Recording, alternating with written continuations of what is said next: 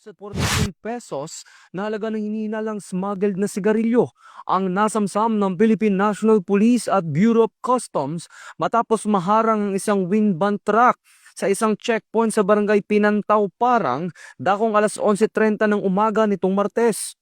Ayon sa PNP, nadiskubre ang 4,582 na rims ng sigarilyo na nakatago sa loob ng mga dingding at sahig ng sasakyan. Nabigo ang driver na magpakita ng anumang dokumento na magpapatunay sa legalidad ng kargamento dahilan upang arestuhin ang mga sospek.